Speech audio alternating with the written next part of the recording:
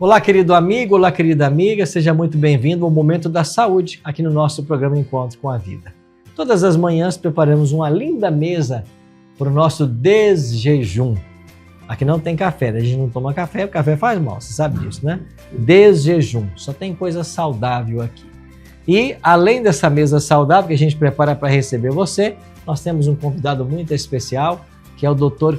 Paulo Ferreira, que vai nos auxiliar ao longo de toda essa semana com dicas práticas para você manter bem o seu coração. O Dr. Paulo é cardiologista e ele tem uma pós-graduação em terapia intensiva pelo Instituto Térsius. Hoje coordena a clínica aqui do Hospital Adventista de Manaus. O senhor é natural de onde? O senhor falou, doutor Paulo? De Belém do Pará. De Belém, natural de Belém. Esteve um tempo em São Paulo estudando também, não foi? Isso. E depois Belém e agora aqui... E agora Manaus. Manaus. Doutor Paulo, vamos falar um pouquinho de colesterol? Vamos. O que é o colesterol? Nos explique de uma forma bem simples para que a gente entenda. Então, o colesterol ele é uma gordura, é um lípide, que quer dizer gordura. E ele faz parte da fisiologia do nosso organismo. Todo mundo tem colesterol? Todo mundo tem. Então, ele tem a produção, é claro que influenciado realmente com a nossa ingesta alimentar, conforme o padrão alimentar. E ele tem o seu armazenamento e tem a utilidade na composição de vários hormônios do organismo, que, portanto, os hormônios eles são substâncias que regulam nossas funções. A função das células, que é dos tecidos e, portanto, dos órgãos. Mas o colesterol passa a ser vilão quando realmente ele se acumula e ele tem várias formas de apresentação. Isso na estrutura molecular, daquele colesterol de composição mais pesada, vamos só entender assim, e a outra de composição mais leve, né? Então, a depender então do que eu possa produzir, armazenar, portanto, do que eu adquiro na alimentação e armazeno, a depender de que fração eu consiga, que eu tenha, eu posso produzir, favorecer a doença das artérias como um todo. Não somente a do coração, mas até como todas, né? As artérias do corpo todo, do coração, do cérebro, aqui das carótidas, né?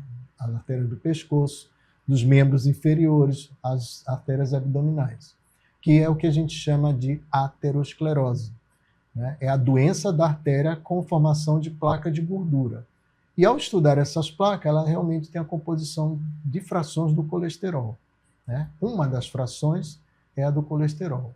Então, daí a importância da qualidade do alimento, porque muito do tipo de colesterol que podemos ingerir está dentro do tipo de gordura que o alimento possa nos oferecer. Né? Nós temos a gordura insaturada, que é uma gordura mais saudável, né? E você pode ter isso aí nos alimentos, né? Nas frutas, nas sementes, né? Em alguns óleos com ômega, rico em ômega. E temos a gordura saturada, que seria a gordura que já passou por algum tipo de processamento, né? Ou cozimento, ou fritura, ou processo industrial, químico, e aí você já vai ter uma gordura que não é saudável, podendo produzir placa de gordura nas suas artérias. Quando a gente fala de colesterol bom e colesterol ruim, como é que a gente faz essa diferença? Isso é uma maneira de você passar o entendimento sobre a forma de molécula como circula o colesterol. Então, eu tenho a forma mais pesada e a forma mais leve, né? Então, eu tenho o HDL colesterol e o LDL colesterol, a grande parte. Existem outras frações menores, mas as que mais impactam na doença que forma a placa de gordura é o LDL, que está mais diretamente ligado. O HDL é uma partícula, né, mais saudável de proteção à saúde das artérias. Então, interessa que você tenha mais o HDL e menos o LDL. E a depender, então, da sua ingesta de alimentação e juntando-se também com a prática, né, de exercício físico, você é capaz de produzir a partícula mais saudável e menos a que não vai te trazer saúde arterial, o LDL. Então, todo colesterol, ele origina-se na nossa alimentação?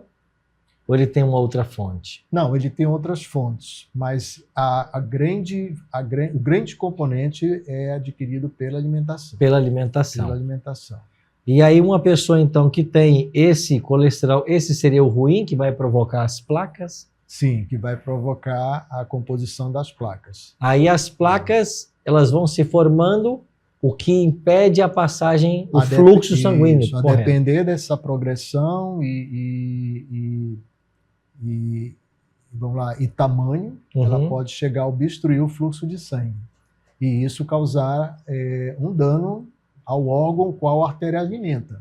Então, se eu tenho uma placa que já obstrui meu fluxo de sangue no cérebro, eu posso obstruir o fluxo de sangue para o cérebro. Se eu tiver do coração, na coronária, são as artérias do coração, eu vou produzir uma obstrução ao fluxo de sangue para o coração. Essa obstrução no cérebro seria, então, o que chamamos de derrame? Poderia levar ao derrame. E no coração, o infarto. O infarto. Isso. A ausência de sangue suficiente. Isso, a ausência de sangue, que é uma insuficiência arterial. Entendi. Olha aí. E como é que eu faço, então, para evitar que ter esse colesterol, essas placas nas minhas...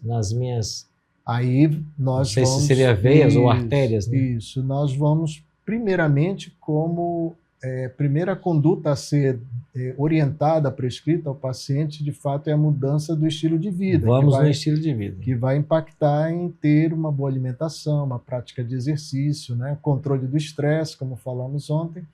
E para alguns casos, né? Mas isso aí seria já passando por uma avaliação médica, a depender de qual seja a condição, algum grau de risco que o paciente já tem, ou de condições que ele já tenha diagnóstico. Por exemplo, o paciente é um hipertenso crônico, já toma os seus remédios, é um diabético, então, a depender desse risco que ele agrega, que a gente chama risco cardiovascular, é mandatório o uso das medicações aí que controlam. Com medicações. Aí são medicações do qual o paciente até depende, assim, de uma maneira que ele precisa usar de forma contínua. Entendi. Né? São as estatinas, que aí são várias hoje, e os estudos avançam cada vez mais, e o impacto que isso traz em inibir o crescimento dessas placas, para algumas situações até reverter. Entendi. Para algumas, não é a grande maioria, mas... Em alguns casos, a reversão. Isso. Então, o negócio todo é cuidarmos bem com o nosso estilo de vida. Voltamos ao estilo de vida. Não é? A prática aí dos exercícios, uma alimentação equilibrada, sono, deixar o estresse de lado de fora. Doutor Paulo, muito obrigado, viu? Por suas dicas de hoje. Amanhã podemos continuar a nossa conversa? Podemos. Então, amanhã a gente volta com mais detalhes.